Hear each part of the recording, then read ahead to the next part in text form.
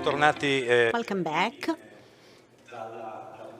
here at the San Patrignano Auditorium, but also welcome back to people who are connected through streaming. I'd like to invite next speakers to discuss about transition and sustainability. We have several aspects like education, work, changes in processes and in the environment. This topic will be introduced by Marco Frey, Professor of Economics at Scuola Superiore Sant'Anna in Pisa and President of the UN Global Compact Network, Italy. We have also connected with Mariluca Parella, the Manager of Legal Affairs of Google EMEA, Marcello Catani, President of Farmindustria, Anna Maria Trovò, Vice President, Fondi Impresa, and Alberto Vacchi, President of IMA. Let's see if our speakers can join us. Prego, accomodatevi. Please take a seat. Good morning and welcome. Farmindustria? Did I say right? Oh, sorry, I said Confindustria, no, but I said Farmindustria. Okay, we have a different formula, so the speakers who are here and will make the speech, so it's not a traditional round table. Each speaker will take the podium and discuss a specific topic, and the time allowed is 5-6 minutes each. Let's start with Marco Frey, who introduces the topic. Good morning and thank you. Can we see the slides? Okay. The topic I should discuss with you is how is it possible to accelerate the transitions, namely the green and digital transitions. And talking about sustainability, I want to start from these slides that offers a definition of sustainability that dates back to 1987's the Declaration A Future for All. Of course, when we talk about sustainability, we talk about of our children. We want to obtain certain things for our children. We want to offer them resources, social, economic, environmental resources. We understood that. But what's important is that sustainability is a model that should allow us to tackle multiple crises we discussed before. Because in recent times we are confronted with important crises and we need a fundamental change. We have to completely change our development model.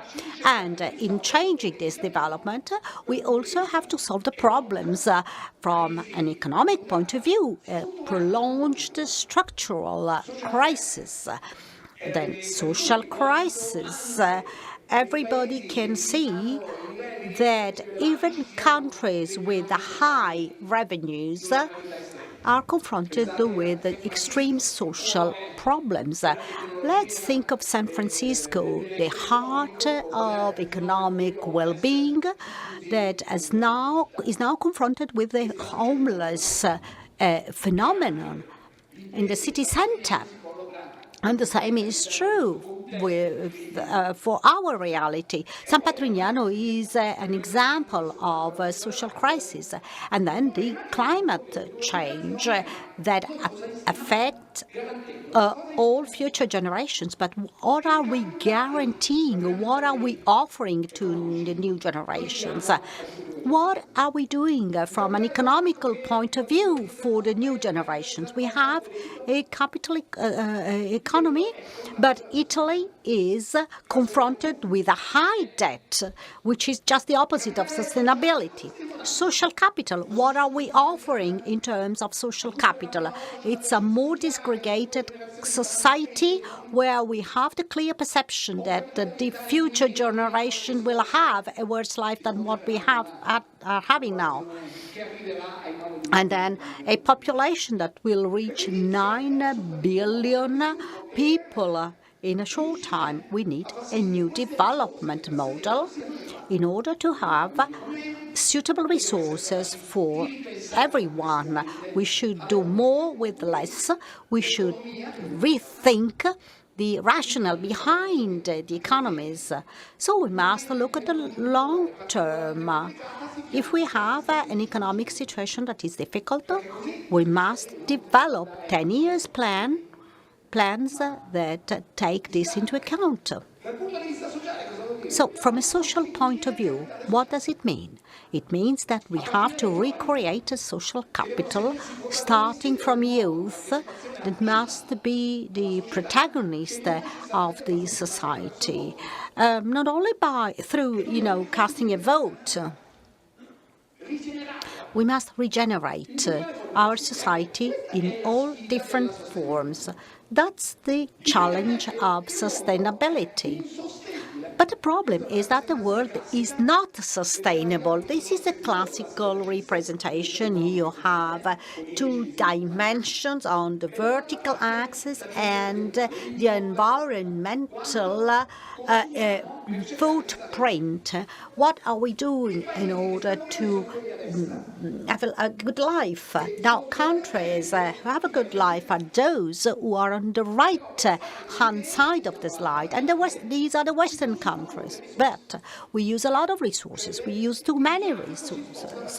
And so you see that the graph goes towards the upper level, and the ecological footprint is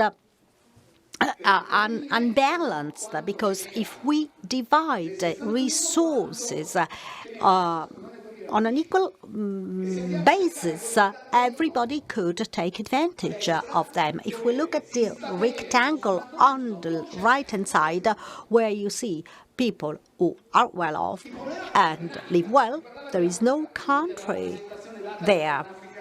Then we discussed about Africa. We heard about Africa. Well, Northern Africa is one story. If you go to the Southern Africa, to Central Africa, then you see the countries that have a worse situation. Of course, these countries consume less than the availability of per capita, but they live in a worse condition. So, life quality is measured in terms of access to health and access to education. These are 2 key elements. For democratic countries, this means that access is for all. Italy has this more or less, but in the last 20 years there were many changes. Now healthcare is more private than public. But we need to offer a good health level, a good health care level for everyone. And then if we'll consider the different scopes dealing with climate change, I mean, we must do that with all the other countries, but we are consuming most of the resources in our planet. So the rationale is that what's the green economy? What's the green transition? It's an attempt to reduce the consumption of resources. We must reduce our ecological footprint. We must probably just resort to essential consumptions. And if we'll consider this rationale, we must consider where do we want to go and how do we hit the target. So technologies and digital technology in particular is key to achieve this goal. It has always been like that. You know, a man in front of scarcity found a solution with technology. But here the challenge is bigger because we don't only have a productivity problem in Italy. In Italy, we must rethink a different society, a more inclusive society where youth is protagonist. So the 19th century model, a dissipative model, must be replaced by a regenerative model of sources. So from this standpoint, the coupling the digital transition and the green transition is key, and that's what the European Commission said. Here you see all the key elements of this coupling that require consider education, the system of regulations, all systems that monitor goals and their achievement. They also require consider investments. The National Resilience and Recovery Plan is based on this double transition, and it's what Mr. Minister Fitto said. It's a temporary occasion to give a boost to these processes. But there's a lot more. I don't have a lot of time to describe everything. Then, transitions and enabling conditions. We are confronted with different transitions. There is a Green Deal. There are 8 green rectangles representing 8 transitions. But let's concentrate our attention on 4 transitions. That is a circular economy, doing more with less from a production point of view. We must do that because Europe and Italy need that. We don't have enough raw materials. And if we want to couple all transitions, we want to couple circular economy with mobility in order to go to other more sustainable forms of mobility like electric vehicles. We must have other types of conditions like energy and digital, and these are typical in the circular logic. But for energy, it's the same. Why are renewable energies so important? Because we can produce them, we can become more autonomous from an energy point of view. You probably don't know, but in Europe, renewable energy production exceeded the production of electricity from classic sources, classic fuels.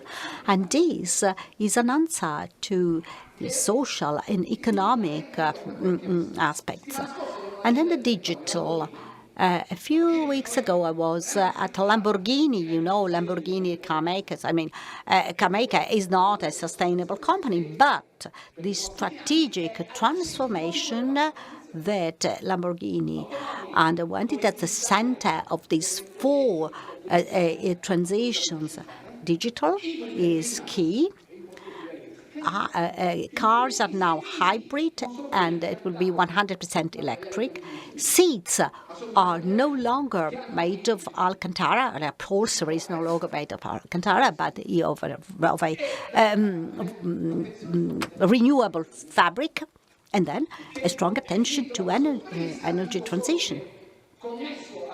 So my time is over, but there are enabling conditions around this situation. So if you do research, there are other important elements like material and immaterial infrastructure, so talents, young people, and finance. And the finance is another issue. But finance is a protagonist of these processes. We will see it later. Thank you. Thank you, Marco Frey. Okay, these are the transitions, these are the ingredients. Some of them have already been mentioned. Now, Farmindustria, Marcello Gattani. I thought by chance, but we have here a representative of the packaging industry, because when we had the pandemic, a lot of producers of machineries like IMA were able to remotely test the machines at a time where people could not travel to test the machines. So, it's a different sustainability approach. But Farmindustria and pharma companies have given a fundamental contribution during the pandemic. Now, Marco Catani, please come here to the podium. You can see the time that you are allowed to. Thank you. Good afternoon and a warm greetings to Gratizia Moratti, who gave us the possibility of organizing this debate in such a wonderful setting. Wonderful from the ethical and social point of view.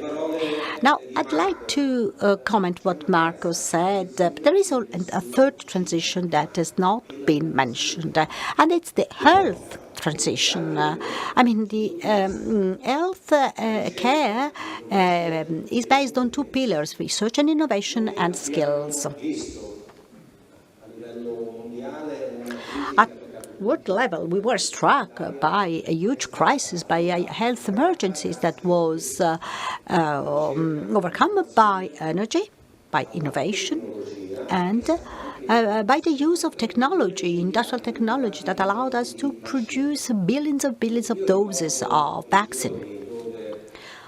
I remember, that time where politicians who are very interested in obtaining the voters' consent were very worried because vaccines were not ready immediately. But, producing billions of doses of vaccines requires a huge investment and requires a time, because from, developing the vaccine, obtaining the certifications, to carrying out the test, usually you need 5 years for doing all these processes. But now we are in a situation where some people forgot that time and those difficulties because, there was a rush to get vaccinated, to not only the COVID vaccine, but also the flu vaccine.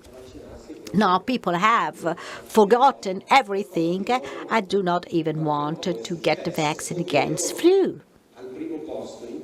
But something happened because in all demoscopic surveys, the first answer is obtaining health, and it's important to offer good health care in a country where we have a GDP problem, and especially where we have a growth that is less important than the growth in other countries. But now I want to move to a more global rationale,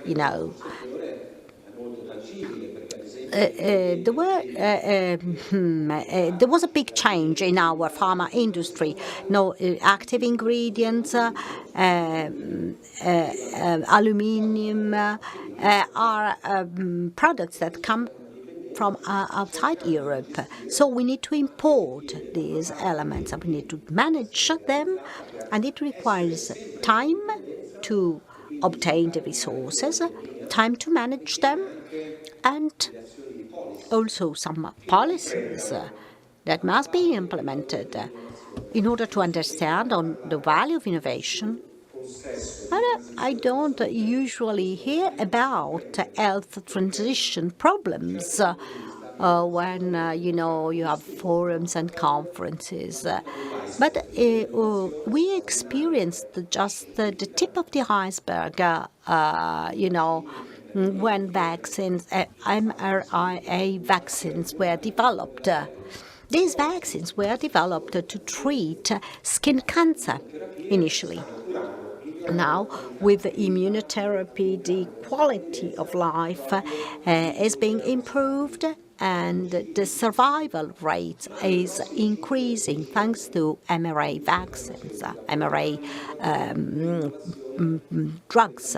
But in the next 5 to 10 years, there will be a strong innovation in the pharma industry because there are new indications for treatment thanks to the microbiota, natural organisms that we have in our intestine that can contribute to stimulate our immune system. So gene editing, other aspects are not well known, but they represent a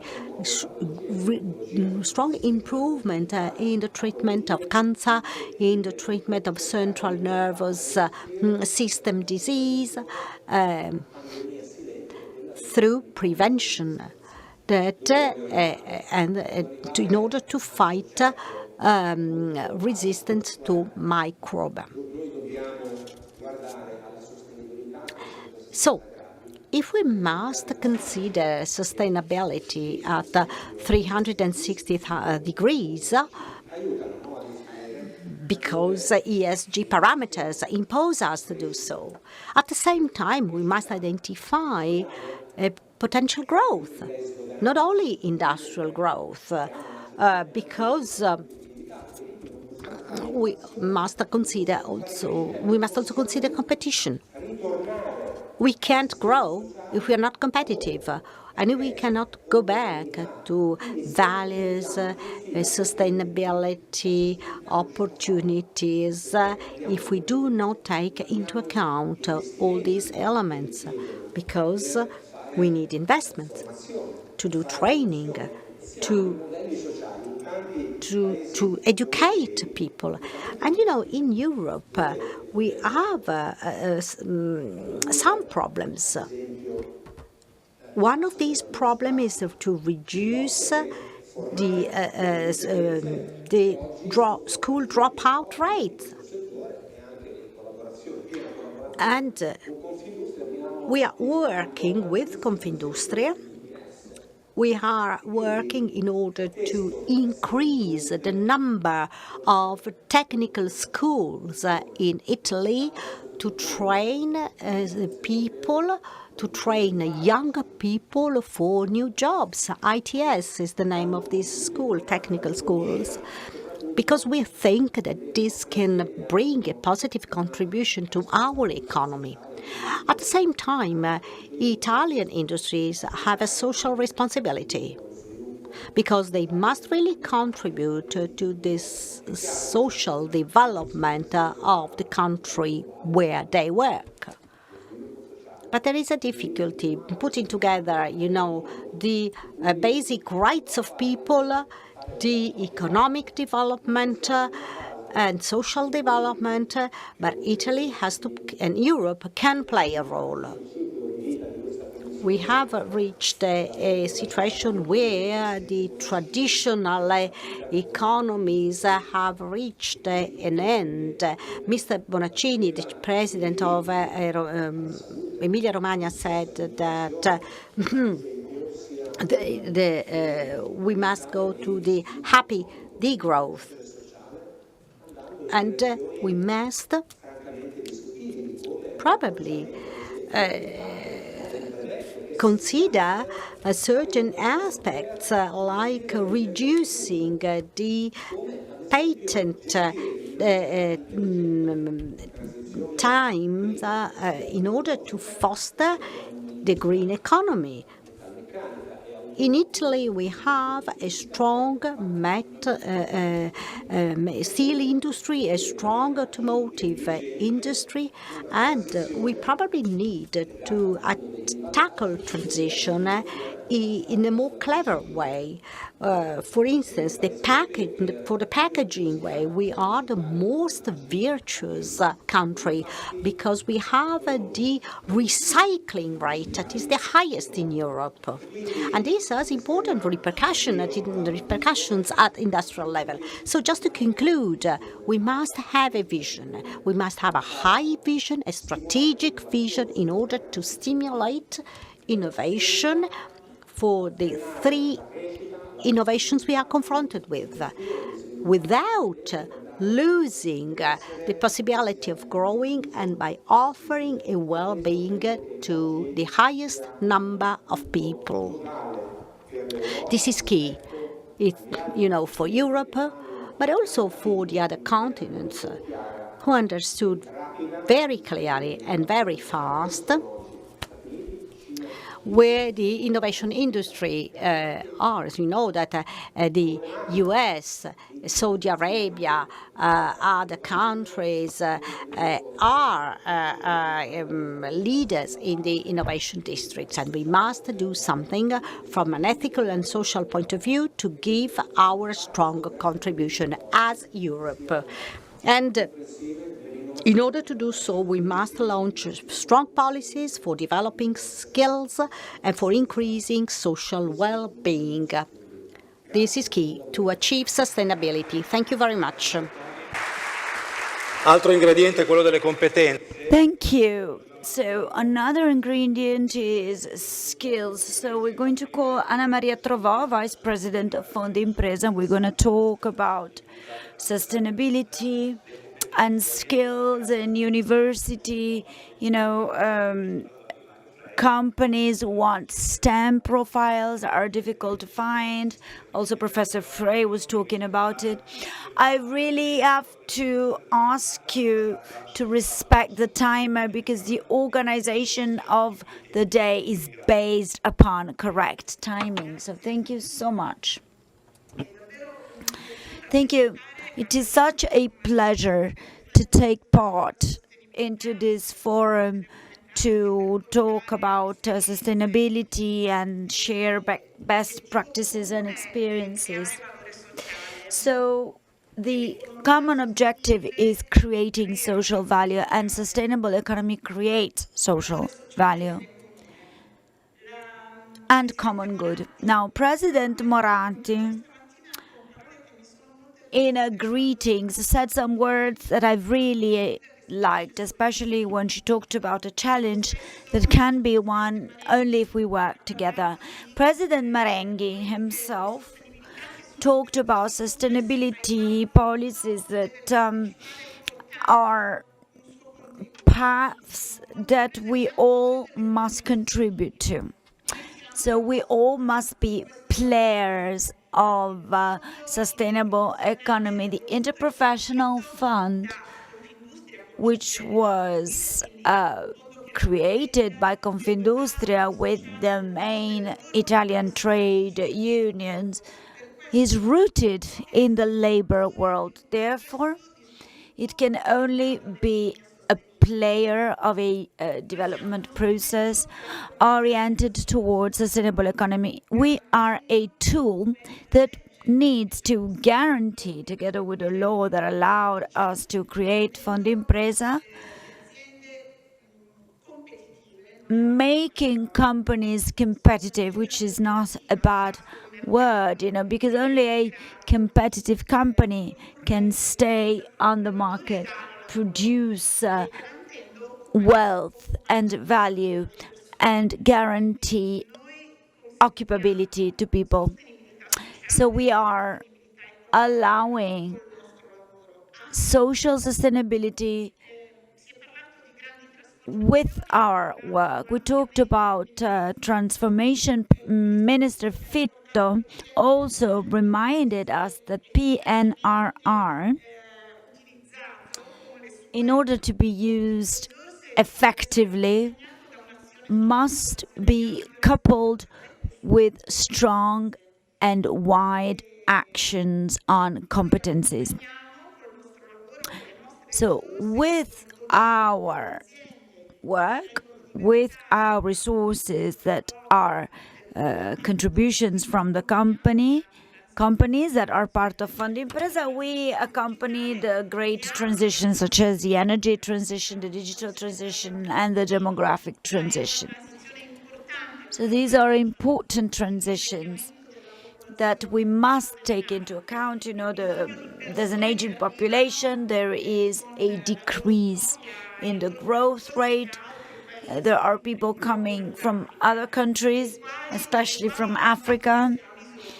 And our country needs these people, but these people must be trained to be integrated in a new labor market where, to counter for the mismatch problem, we must bridge the gap existing in gender equality. We need to deal with workers who are over 50 years of age. We must think about integrating foreign people coming into our country. So Fondo Impresa is financing training, is partnered with many companies that are present here.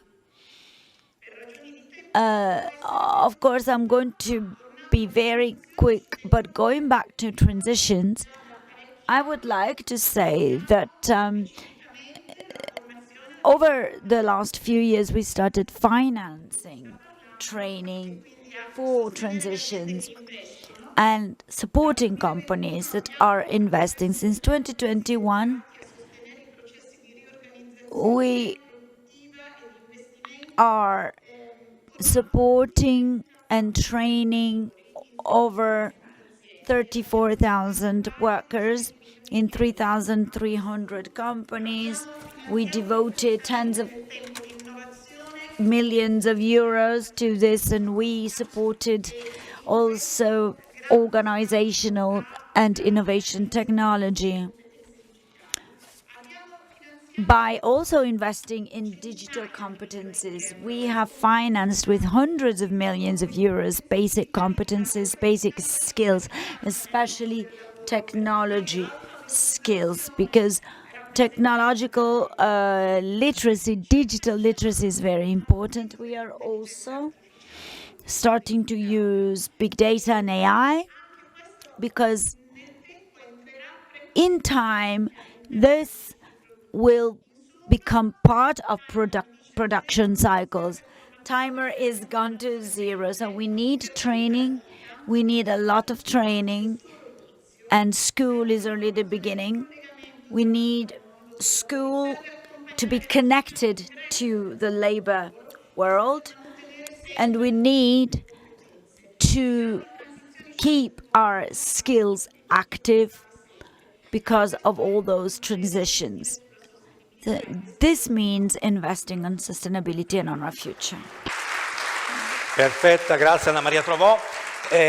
Parlando di innovazione, non è casuale. Talking about innovation, it is not by chance that we have Mr. Vacchi from IMA, because if we have to think about the sector that innovates more, we could think about technology or electronics or pharmaceuticals or automotive.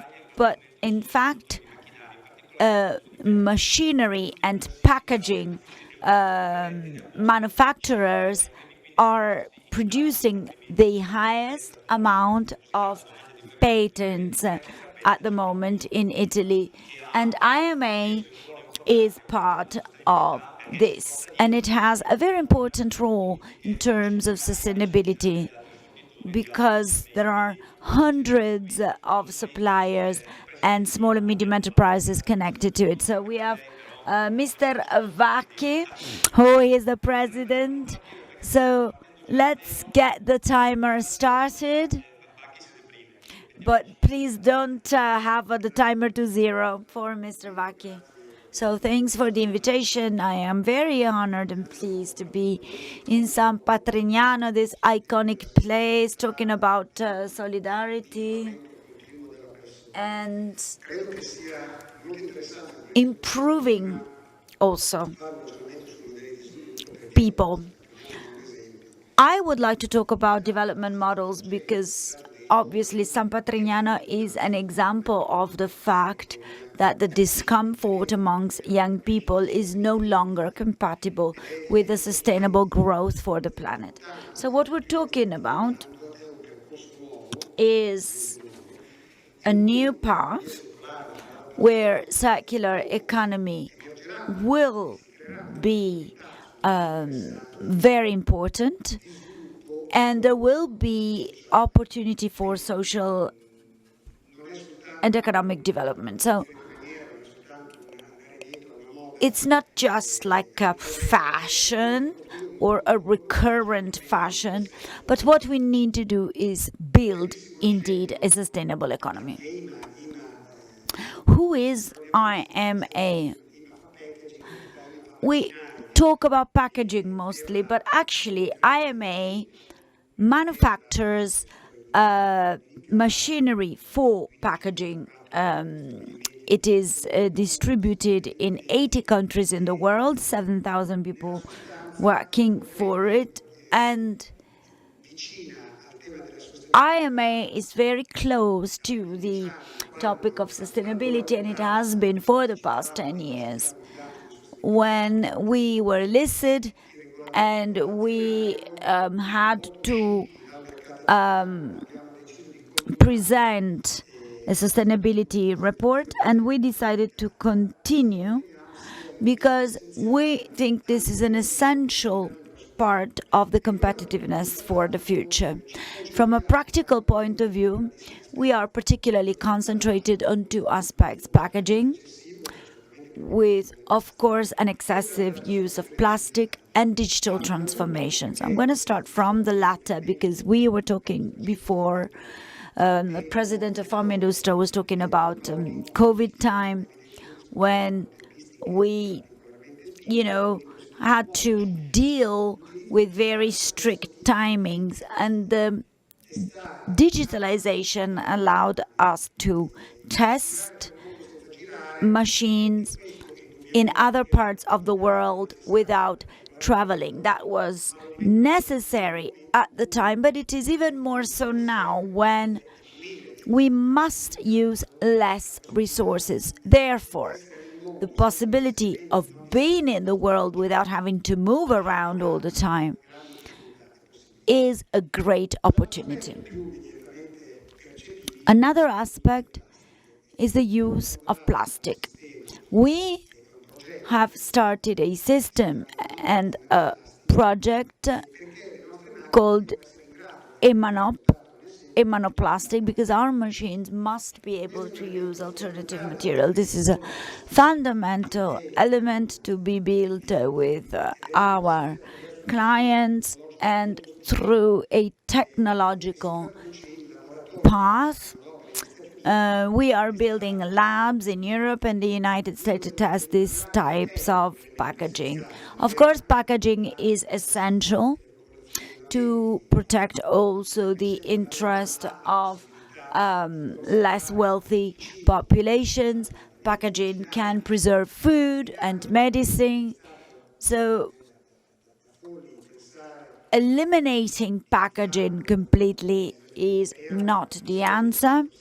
What is the answer? What is possible is to use new systems and new materials. Therefore, using plastics can be replaced by new components that need technological development that is completely different. So from our side, from the side of our company, together with the support a company must have in terms of circularity of the territory, from the point of view of occupation and other elements, we will need more and more technological development, which will allow us to have alternative materials.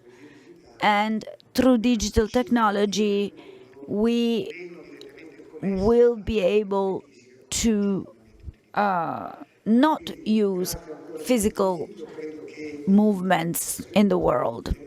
So thank you for this opportunity. I think this is a fantastic opportunity indeed to talk about growth and the dynamics of future growth through these new models. Thank you. Thank you, Alberto Vacchi, for remaining with the time assigned to you. And why are large companies necessary? Well, it will be important to have more large companies in Italy, because the research they do can have repercussions, for all smaller companies. So if IMA does research on plastics, suppliers must adapt to its results. So if we had more models like that, we could have a better development for SMEs and probably a more sustainable development for all of them. Now, let's move to data and artificial intelligence. Marilu Caparelli, you are the responsible of legal affairs at Google EMEA. So 5 minutes for you. Thanks for being with us. Thank you for inviting me this important forum discussing about such important topics. Thank you, Letizia Moratti. Thank you, San Patrignano. Sorry for not being there in presence, unfortunately. I can't, but I am very fond of Romagna. The topic I should discuss today is how it's possible to accelerate the growth and competition of our companies in this period of technology innovation where AI carried out important progresses. So this trend has social, cultural, economical impacts at global level. As you probably know, Google has always integrated into its progress the artificial intelligence. And we have some features according to which artificial intelligence device must be safe, secure, and must comply with the ethical principles. Our inspiring principles are important, but no company could implement all these alone. So artificial intelligence is a global effort that has to take into account multiple perspectives in order to find a good balance. I am very, very proud of being Italian. I think Italy has a huge potential for artificial intelligence. Italy was the protagonist of many technological changes, and over history, we were able to adopt many changes in the light of artificial intelligence. So we are excited. But at the same time, we are in a situation of quite discomfort because we don't know what this could bring about. So I'm sure that the new experts of artificial intelligence will help us in finding solutions that could help us to maximize all the opportunities offered by artificial intelligence. But this requires the commitment of everyone. Artificial intelligence was considered as an opportunity in terms of efficiency, growth, and economy. But many SMEs in Italy do not know this reality. Just a little percentage of SMEs has already adopted artificial intelligence. So there is still a lot of areas that are untapped. Just to give you a few figures, during the artificial intelligence, the digital transition workshop, the Italian landscape of SMEs proves the clear picture. Only 2% of companies having less than 10 employees invested in AI between 2019 and 2021. Moreover, the sector where these companies operate affects the possible use of AI. If large companies are ready to embrace this technological revolution, SMEs find more difficulties. But AI is no longer an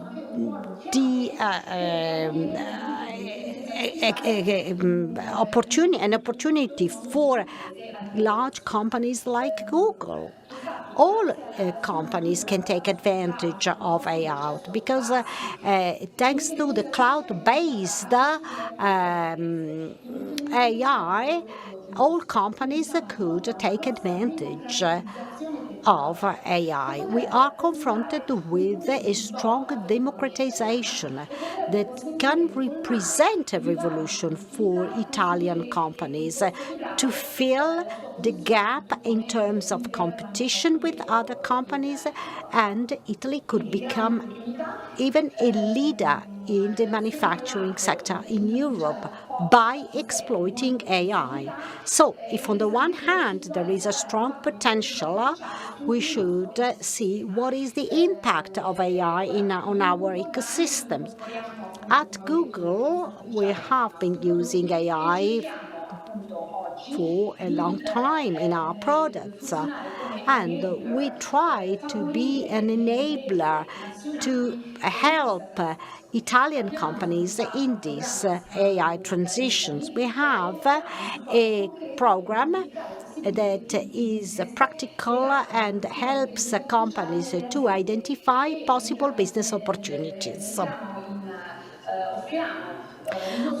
We offer useful resources to implement this new vision through a set of resources that are available for everyone online. This allows you to exploit AI within your company. Thank you, Marilu Chiaparelli. Thank you for sharing with us the possibilities of AI for SMEs, because we know that large companies already use AI autonomously. They have the resources necessary to introduce these AI solutions, while for SMEs, where ready-to-use solutions are necessary, this Google opportunity is very interesting.